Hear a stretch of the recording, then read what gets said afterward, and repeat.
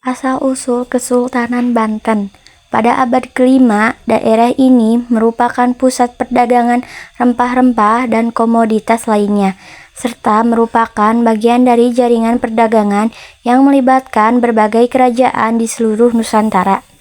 Kerajaan Banten secara resmi didirikan pada awal abad ke-16 oleh seorang pangeran dari kerajaan Pejajaran yang bernama Maulana Hasanuddin.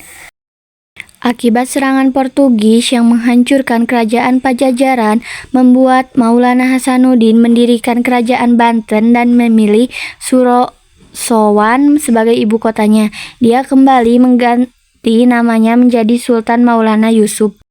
Masa kejayaan Kesultanan Banten terjadi pada akhir abad ke-16 hingga awal abad ke-17, khususnya di bawah pemerintahan Sultan Ageng Tirtayasa.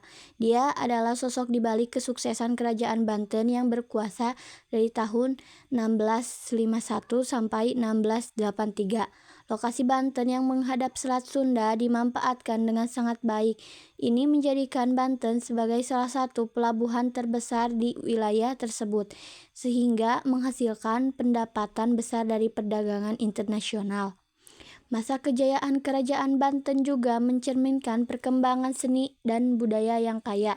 Banten dikenal karena seni keramiknya, khususnya tembikar dan berglazur yang indah. Selain itu, Sultan Ageng Tirtayasa juga menjalin hubungan dagang yang erat dengan negara-negara asing, termasuk Belanda, Inggris, dan Portugal.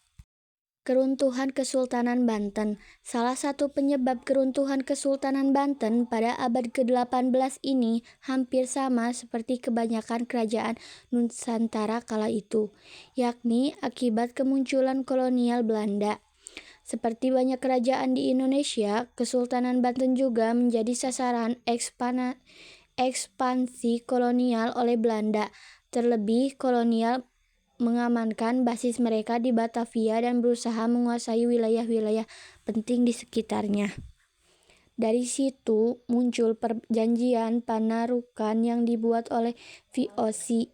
Dalam perjanjian itu disebut bahwa Kesultanan Banten mengakui kedaulatan VOC di wilayah Banten.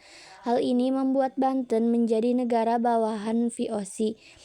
Selain itu, dalam Banten sendiri terdapat perpecahan internal dan perselisihan yang mengakibatkan terbaginya kesultanan menjadi dua bagian, yaitu Kesultanan Banten Lama dan Kesultanan Banten Girang.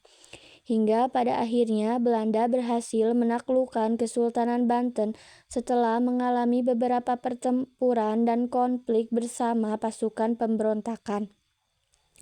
Sultan Muhammad Syaifuddin selaku penguasa Kesultanan Banten saat itu menyerah kepada Belanda pada tanggal 18 November 1832 yang menandai keruntuhan Kerajaan Banten.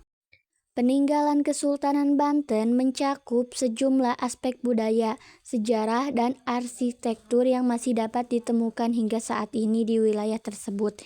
Di antaranya sebagai berikut.